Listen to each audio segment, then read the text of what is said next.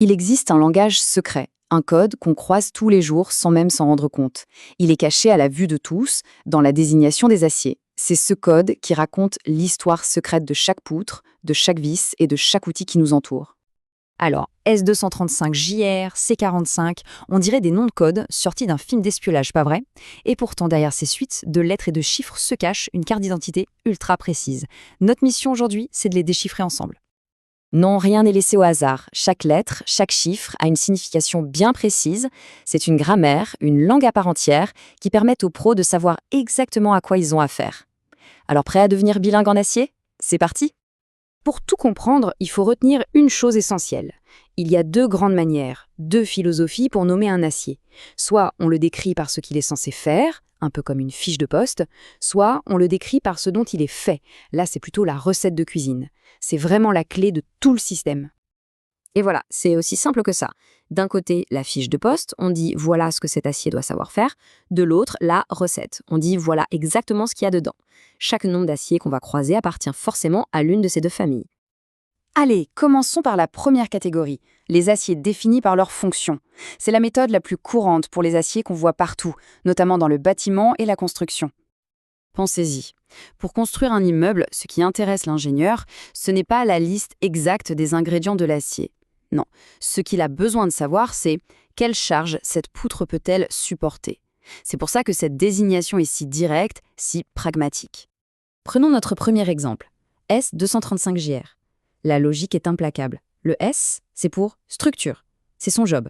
Le 235, c'est sa force, sa résistance minimale garantie, 235 mégapascales. Et le GR, c'est un petit bonus qui précise sa capacité à encaisser les chocs. En 3 parties, on a une fiche de poste complète et ultra efficace. Bon, on a vu la fiche de poste. Maintenant, passons de l'autre côté du miroir. Entrons dans la cuisine avec les aciers qui ne sont pas nommés pour leur fonction, mais bien pour leur recette chimique. Et c'est là qu'on va pouvoir créer des matériaux vraiment sur mesure.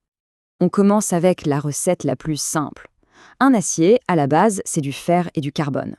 La désignation C nous dit justement qu'on parle d'un acier où le carbone est l'ingrédient principal qui va lui donner son caractère. Et le nombre qui suit, c'est tout bête, c'est le pourcentage de carbone, mais multiplié par 100. Donc C45, hop, on met une virgule, ça veut dire 0,45% de carbone. Simple, non?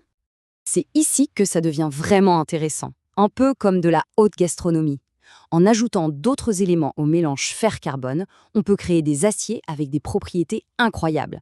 On peut les rendre plus résistants à la rouille, plus durs ou même capables de supporter des chaleurs infernales. Alors là, la recette se complique un peu. On indique toujours le carbone en premier, puis on liste les autres ingrédients.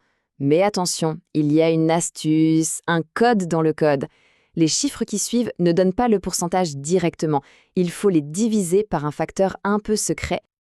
Et voilà la clé de déchiffrage. C'est notre décodeur secret. Selon l'ingrédient qu'on ajoute, que ce soit du chrome, du nickel, du molybdène, il faut diviser le chiffre qui lui est associé par 4, par 10, par 100 ou même par 1000. C'est la règle du jeu pour lire la recette de ces aciers spécieux. Allez, un cas pratique. 10 CrMO9, 10. Le premier nombre, 10, c'est toujours le carbone. On divise par 100, ça nous fait 0,10%. Ensuite, le chrome, Cr, avec le chiffre 9. On regarde notre tableau. Ah, le chrome, c'est dans le groupe où il faut diviser par 4. Donc 9 divisé par 4, ça fait 2,25%. Enfin, le molybdène, Mo, avec le chiffre 10. Facteur de division, 10. Donc 10 sur 10, ça fait 1%. Et voilà, on a la recette exacte. Maintenant, on passe à la catégorie reine, les poids lourds, les aciers fortement alliés. On les reconnaît tout de suite. Leur nom commence toujours par un X. Pensez à l'acier inoxydable, par exemple. Et là, bonne nouvelle, la règle change et elle devient beaucoup, beaucoup plus simple. Fini les facteurs de division. Prenons un inox très courant. Le X nous prévient « Attention, c'est du lourd ». Le 2, c'est pour le carbone, toujours divisé par 100, donc 0,02%. Et après, c'est magique, plus de calcul. CER17, ça veut dire 17% de chrome. Ni12, 12% de nickel. Mo2, 2% de molybdène. C'est direct, c'est écrit noir sur blanc. D'accord, mais pourquoi ajouter tous ces ingrédients? En fait, chaque élément est un peu comme un super pouvoir. Le chrome, c'est lui le héros, qui rend l'acier inoxydable. Le nickel, il le rend plus résistant au choc, surtout quand il fait très froid. Le molybdène, lui permet de garder sa force même à très haute température. Chaque ajout est calculé pour donner à l'acier une compétence bien précise. Bon, maintenant qu'on sait à peu près lire ce langage, une question se pose. Au fond, pourquoi est-ce si important? À quoi ça sert d'avoir un système aussi précis? On pourrait se dire que ce n'est que de l'acier après tout, mais en réalité, les implications de ce langage sont absolument fondamentales pour tout notre monde moderne. C'est un langage universel. Il garantit notre sécurité, l'acier d'un avion ou d'un pont aura toujours les bonnes caractéristiques, il garantit la performance et la fiabilité, et surtout il permet à un ingénieur en France de commander de l'acier fabriqué en Corée en étant absolument certain de recevoir le bon produit. C'est un pilier de l'économie et de l'ingénierie mondiale. La prochaine fois qu'on croisera un de ces codes, on ne verra plus une suite de caractères incompréhensibles.